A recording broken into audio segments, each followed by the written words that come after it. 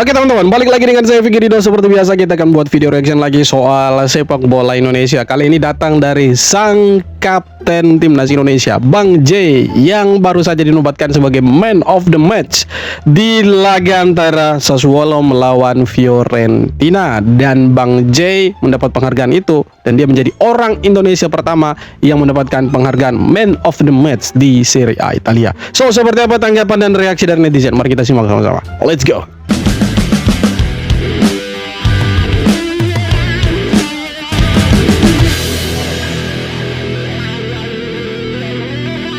Bikin sejarah di tanah Italia. J. Itzes resmi dinobatkan sebagai man of the match di Serie A. Bikin striker Fiorentina frustrasi. Sassuolo bertandang ke markas angker Artemio Franchi melawan Fiorentina. Sepanjang laga, pertahanan Sassuolo dibombardir habis-habisan dengan 22 tembakan dari tuan rumah. Tapi tenang, ada tembok besar bernama J. Itzes yang berdiri paling depan menahan gempuran striker Fiorentina. Statistik J. Itzes semalam benar-benar gila. Dia mencatat 7 sapuan, 2 blok krusial, dan menang duel udara 100%. Hebatnya lagi, akurasi umpannya mencapai 96%. Back modern sejati yang bikin transisi Sassuolo berjalan super mulus. Berkat ketenangannya, Sassuolo sukses mencuri poin berharga dengan hasil imbang tanpa gol. Gak heran kalau Serie A langsung memberikan trofi Man of the Match kepada J. Itzes. Ini adalah bukti sahih kalau kualitas back timnas Indonesia sudah sejajar dengan back elit Eropa. Dari GBK menaklukkan Italia, J. Itzes bukan cuma kebanggaan Sassuolo, tapi dia adalah tembok kokoh pembawa harga diri bangsa Indonesia di Eropa. Kira-kira, klub raksasa Eropa mana yang cocok buat Bang J musim depan? Inter, Juventus, atau Liverpool? Tulis Manchester United yang paling pas itu, lagi krisis pemain belakang nih kita nih, MU nih ya. Tapi yang pasti kita sejujurnya sangat-sangat bersyukur dan berterima kasih bahwa J. Itzes memilih Indonesia sebagai tim nasional negara yang dia bela. Dan ya semenjak kedatangan J. Itzes ke timnas Indonesia, kita tidak pernah ragu lagi soal lini belakangnya kita. Ya walaupun dulu kita sering ragu dengan posisi kiper, posisi pemain belakang, kita selalu ragu ya. Kita takut kebobolan. Tapi semenjak J. Itzes datang, kemudian pemain-pemain yang lain juga ikut berdatangan membela timnas Indonesia, kita sebagai supporter itu tidak takut lagi dibobol. Artinya kita tahu dengan kehadiran J. Itzes, Mes Hilgers, Rizky Ridho, Justin Hapnir, Verdong, kemudian Kevin Dix, dan di belakang gawangnya itu ada Martin Pas dan juga Emil Audero, kita tidak takut lagi. Kenapa? Karena kita yakin pemain-pemain ini berkelas, punya kualitas yang luar biasa. Dan bahkan sekarang itu terbukti. Terbuktinya apa bro? Terbuktinya itu dia jadi man of the match di Serie A Italia lawan Fiorentina. Ya kita doakan semoga kedepannya Bang J bisa jadi pemain yang lebih berkelas lagi dan tidak hanya di Serie A. Semoga kedepannya bisa kayak Premier League. Itu harapannya kita lah sebagai supporter. Keren kan? J. Itzes jadi man of the match dan mendapat pujian langsung dari legenda Manchester United, Nemanja Matic, yang menyampaikan apresiasinya lewat unggahan Instagram story. Sementara itu, Manchester United sendiri akan menghadapi Brentford dalam laga berikutnya. Yang mau nonton pertandingan MU versus Brentford bisa langsung klik link yang ada di bio. Manchester United berpeluang besar mengamankan tiket Liga Champions jika menang melawan Brentford. Kemenangan melawan Brentford akan membawa klub setan merah mengumpulkan 61 poin dengan sisa 4 pertandingan. MU saat ini hanya memerlukan tambahan 6 poin dari 5 pertandingan tersisa untuk memastikan kembali ke Liga Champions. Kita kembali ke Liga Champions dan semoga ya kita menang terus di sisa 4 laga dan Bang J bisa ke Manchester United. Wah, harapannya kita itu. Walaupun mustahil, tapi ya untuk sepak bola tidak ada yang mustahil, bro. Sikat itu, hajar itu. Makin kesini, omongan Simon Tahamata terasa makin terbukti. Kepala pemandu bakat PSSI itu sejak dulu sudah mengingatkan, bakat saja nggak cukup tanpa attitude, disiplin, dan kerja keras. Bahkan Om Simon pernah tegas bilang, kalau ada sedikit saja keraguan dalam hati pemain untuk jadi pesepak bola profesional, lebih baik berhenti sekalian. Dan sekarang, kita mulai sering melihat masalah yang sama terulang. Attitude masih jadi PR besar buat pemain muda. Mereka seperti star syndrome karena merasa punya label pemain timnas. Bahkan yang terbaru, Presiden Dewa United Ardian Satya Negara memastikan akan menempuh jalur hukum terhadap para pelaku, termasuk pelatih yang terlibat dalam pemukulan. Selain itu, nama Fadli Alberto juga resmi dicoret dari timnas U20. Terus, kalau menurut kalian, apa hukuman yang tepat buat para pemain muda yang bersikap brutal seperti ini? Ini sebenarnya yang kita takutkan sebagai supporter yang sayang dengan pemain-pemain muda dengan timnas. Sebenarnya hal-hal konyol seperti ini yang kita takutkan. Kenapa? Ketika pemain muda itu dipanggil ke tim nasional, ya mereka jadi bagus main di sana, kemudian banyak followersnya, akhirnya mereka jadi merasa bahwa mereka tuh bintang. Akhirnya timbullah rasa star syndrome itu. Mereka merasa bahwa mereka itu bintang. Nah, tapi sayangnya ya mereka tidak profesional. Ya akhirnya timbullah hal-hal konyol seperti itu. Tendang pemain, pukul pemain. Ya sebenarnya hal-hal yang kalau boleh dibilang ya tidak wajar ada di sepak bola. Emang lu di lapangan tendang kepala pemain, tendang badan pemain, bukan tendang bola. Iya kan? Tapi ya itulah yang dilakukan sama pemain-pemain muda Indonesia ini. Lah itulah kenapa pentingnya pembinaan usia muda ini. Tidak hanya soal skill, taktik dan lain-lain, tapi soal attitude juga. Ya semoga kita berharap pemain-pemain kita ini tidak hanya jago skillnya saja. Ya, tidak hanya soal keberanian di lapangan, tapi bagaimana menjaga sikap dengan sesama pemain. Fair play harusnya itu dijunjung tinggi. Tapi yang terjadi dengan pemain-pemain muda ini seperti Fadly Alberto dan beberapa pemain yang terlibat baku hantam beberapa minggu yang lalu, saya pikir itu satu hal yang sangat-sangat konyol. Dan kedepannya tidak boleh terjadi lagi. Karena mereka ini pemain-pemain muda, harapannya timnas, harapan bangsa. Mereka lah yang nanti akan melanjutkan ya cita-citanya bangsa Indonesia di dunia sepak bola. Tapi kalau sudah seperti ini, berbahaya, sangat-sangat berbahaya, dan tidak cocok di timnas. Walaupun sudah ada permintaan maaf, dan ya hal-hal semacam ini tidak boleh dicontoh dan tidak boleh ada lagi lah di tubuh timnas Indonesia. Timnas Indonesia dipastikan melawan Oman di FIFA Matchday pada 5 Juni 2026 di Gelora Bung Karno. Pertemuan ini jelas bukan yang pertama buat Indonesia dan Oman. Karena kalau kita mundur ke era 2010, ada satu momen yang sampai sekarang pasti jadi kenangan yang gak akan dilupakan supporter. Ketika itu, Indonesia sedang tertinggal 1-2 dari Oman di kualifikasi Piala Asia 2011. Nah, ini dia Mungkin saking kesalnya dengan permainan Firman Utina dan kawan-kawan waktu itu, tiba-tiba seorang supporter yang diketahui bernama Henry Mulyadi nekat masuk ke lapangan. Apa kabar si bronya kita ini ya? Masih sehat kah? Masih hidup kah? Atau bagaimana si bro ini? Tapi ya kalau mau dibilang dia ini salah satu bentuk protesnya masyarakat Indonesia itu tertuang ke dia gitu. Syukurlah dia itu lari ke lapangan, tendang bola ke gawangnya Oman, walaupun mungkin tidak gol ya. Tapi itulah bentuk protesnya dia, dan semua masyarakat Indonesia menurut saya ya mendukung aksinya dia. Kenapa? Karena waktu timnas lagi carut marut.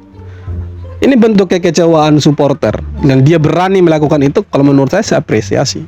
Walaupun tindakannya salah, tapi hal berani seperti itulah yang membuat masyarakat melihat akhirnya bahwa timnas kita sedang tidak baik-baik saja, dan itulah bentuk protes dari supporter. Keren bro ini, keren. Doi dribbling bola sendirian dan mencoba mencetak gol ke gawang Oman. Tapi di depannya berdiri kiper top Asia saat itu, yakni Ali Al-Habsi yang main buat Wigan Athletic. Nah sayangnya, tendangan jarak dekat Mas Mulyadi ini nggak bisa menjebol gawang kiper Wigan itu. Sekarang, setelah 16 tahun berlalu, timnas Indonesia akhirnya kembali bereuni dengan Oman di Gelora Bung Karno. Oke, kita akan reuni kembali, dan sudah saatnya kita hajar mereka. Sudah saatnya kita balas dendam. Bukan soal apa-apa sih, tapi soal ya hasil imbang waktu kita lawan Bahrain, gara-gara mereka punya wasit itu. Harus balas dendam. Lawan timnas Indonesia di FIFA Matchday mulai terungkap. Timnas Oman dikabarkan akan menghadapi Indonesia dalam laga persahabatan pada 5 Juni 2026 di Jakarta. Pertandingan ini diumumkan langsung dalam jadwal Tur Asia Tenggara Oman. Namun hingga kini, PSSI masih belum memberi konfirmasi resmi. Jika benar terlaksana, ini bisa menjadi ujian berat bagi skuad Garuda. Pasalnya, Oman saat ini berada di peringkat 79 FIFA, jauh di atas Indonesia yang masih di posisi 122. Tapi, di balik tantangan itu, ada peluang besar yang menanti. Kemenangan atas tim dengan ranking lebih tinggi bisa mendongkrak posisi Indonesia di ranking FIFA. Betul sekali. Sekarang pertanyaannya, apakah Oman lawan yang tepat untuk menguji kekuatan timnas Indonesia? Tulis pendapatmu di kolom komentar. Kalau mau dilihat, ya menurut saya dari sisi rank FIFA itu lawan yang tepat. Kenapa? Karena ya sudah pasti kalau kita bisa mengalahkan Oman di FIFA Matchday nanti, ya itu akan mendongkrak posisi Indonesia di rank FIFA. Kita bisa perlahan-lahan itu masuk ke 100 besar. Karena itu targetnya PSSI. Timnas Indonesia harus ada di 100 besar. Nah, kalau kita bisa kasih kalah Oman di FIFA Matchday nanti, itu akan membuat posisi Indonesia naik secara bertahap di rank FIFA. Itulah yang kita harapkan. Secara kekuatan, Oman juga bukan kaleng-kaleng. Nah, di saat yang sama Indonesia juga bukan Indonesia yang dulu. Indonesia yang sekarang kekuatannya sudah berbeda, melampaui tahun 2010. 2000-an lah, 2010, 11, 2009. Sudah lebih dari itu. Dan saya rasa pertandingan antara Indonesia dan Oman itu akan sangat sengit sekali, ya. Apalagi di kepala masyarakat Indonesia masih terngiang-ngiang nama Ahmed Al-Kaf, sang wasit yang membuat Indonesia gagal ke Piala Dunia. Nah, itulah saatnya kita balaskan dendamnya kita ke Oman. Dengan cara apa? Kalahkan mereka di GBK. Ya, itulah satu-satunya cara yang halal. Jangan pakai cara anarkis, tidak bagus, tidak baik. Sinteyong kembali ke Timnas Indonesia. Oke. Ya, selamat datang kembali Coach Sinteyong di Timnas Indonesia. Oke. Bukan timnas sepak bola, melainkan timnas mini soccer. Ya, kalian gak salah dengar guys, sekarang mini soccer udah ada timnasnya. Jadi timnas mini soccer Keren, ini ya? bawah naungan Indonesian Football Seven Federation. Nah, rencananya Sinteyong dan timnas mini soccer akan mengikuti kejuaraan Intercontinental di Italia pada tahun ini. Jadi, kalian udah siap dukung timnas mini soccer Indonesia? Oke, jadi sebelumnya saya buat konten soal STY kembali ke Timnas Indonesia. Banyak yang bilang hoax. Bukan hoax, tapi memang benar-benar dia kembali ke Timnas Indonesia. Tapi bukan timnas sepak bolanya atau timnas futsalnya. Ya, bukan juga ke federasi PSSI, tapi ke timnas mini soccer. Nah, yang saya dengar dari Coach Justin di salah satu podcastnya itu bilang bahwa timnas mini soccer itu tidak berada di bawah naungannya PSSI, ya, tidak berada di bawah naungannya Federasi Sepak Bola Indonesia. Jadi dia terpisah nih. Nah, wajar kalau orang-orang PSSI bilang itu hoax dan tidak benar. Ya wajar. Kenapa? Karena tidak satu federasi dan bisa saja mereka tidak tahu soal hal itu. Dan memang tujuannya Sintayong bukan kembali ke timnas Indonesia sepak bola, tetapi timnas mini soccer. Ya, jadi itu bukan hoax teman-teman ya. Itu real, itu fakta bahwa STY akan melatih timnas mini soccer. Jadi bukan hoax. Yang bilang hoax sebenarnya rajin baca kalian ya. Rajin buka-buka berita, bukan buka hal-hal yang bodoh yang lain ya. Supaya jangan komen-komen hoax kalian. Dasar kalian ya. Timnas Indonesia era John Hartman mulai bersiap menghadapi dua agenda besar tahun 2026. Oke. Pertama, FIFA Matchday Juni yang berlangsung 1-9 Juni. Di ajang resmi FIFA ini, Garuda bisa menurunkan pemain terbaik dari Eropa. Yes, Lalu ada betul. Piala AFF 2026 pada 24 Juli hingga 26 Agustus. Meski bukan agenda FIFA, turnamen ini jadi ajang paling bergengsi di Asia Tenggara. Banyak yang menilai John Hartman akan fokus penuh ke Piala AFF. Alasannya jelas, ini kesempatan emas mengakhiri puasa gelar Timnas Indonesia yang belum pernah juara. Mampukah Hartman mencuri hati fans Garuda dengan trofi pertama? Oke, jadi kita sudah 6 kali masuk final, 6 kali juga jadi runner up, gagal terus. Ya, akhirnya kita jadi berpikir bahwa tujuan Indonesia sebenarnya bukan di situ. Apalagi ditambah dengan Indonesia di tahun sebelumnya itu kita tembus sampai round 4 kualifikasi Piala Dunia. Kemudian kita sampai ke 16 besar Piala Asia.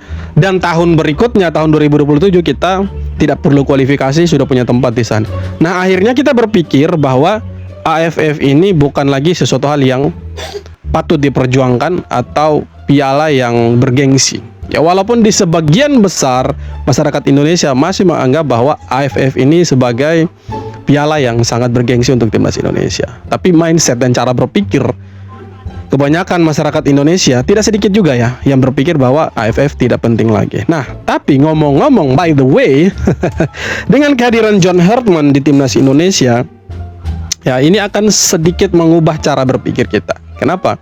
Karena John Hartman sepertinya akan fokus ke Piala AFF. Kenapa saya bilang begitu? Karena ada beberapa nama yang sudah dipanggil dari Liga 1 itu bukan pemain muda, tetapi pemain-pemain yang secara jam terbang mereka sudah patut dan mereka sudah layaklah bermain di Piala AFF dan ya sudah terbiasa main dengan timnas. Yang pertama ada Sein Patinama, kemudian Mark Klok, kemudian ada Tom Haye, Excel Runtukahu, Fajar Fatur Rahman, kemudian ada Witan Sulaiman. Ya. Itu nama-nama yang menurut saya mereka ini sudah secara jam terbang mereka sudah ya senior lah. Nah, John Hartman melihat mereka, memanggil mereka, saya pikir bukan tanpa alasan. Dia mau AFF kali ini tujuannya adalah juara. Ya. Kita harapnya seperti itu ya, tetapi apapun nanti hasilnya kita tetap dukung timnas Indonesia. Kenapa? Karena mereka sudah berjuang, mereka sudah memberikan segalanya untuk timnas Indonesia. Nah, dengan dipanggilnya nama-nama dari Liga 1 ini yang kemungkinan besar juga akan diisi dengan beberapa pemain dari liga-liga lain, saya pikir tujuannya jelas. Wajib juara dan misinya adalah kita harus mengubah kutukan menjadi sesuatu yang keren.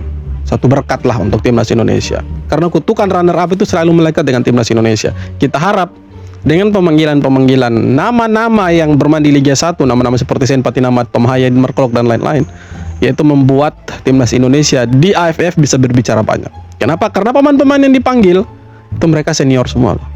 Secara jam terbang mereka senior dan layak patut bermain di timnas. Ya, semoga bisa juara AFF dan sekali lagi congratulations untuk Bang J yang akhirnya dapat Man of the Match dan jadi satu-satunya orang Indonesia dan mungkin juga satu-satunya orang Asia Tenggara yang dapat penghargaan itu di Serie A Italia. Kita bangga, kita senang. Semoga Bang J bisa jadi pemain Asia Tenggara pertama juga yang bisa bermain di Premier League atau ya dapat penghargaan-penghargaan yang lebih bergengsi lagi. Kita harap seperti itu dan terima kasih banyak sudah nonton video ini sampai akhir. Sekali lagi jangan lupa untuk like, komen, dan subscribe. Kita jumpa lagi di video-video berikutnya. Thank you bro.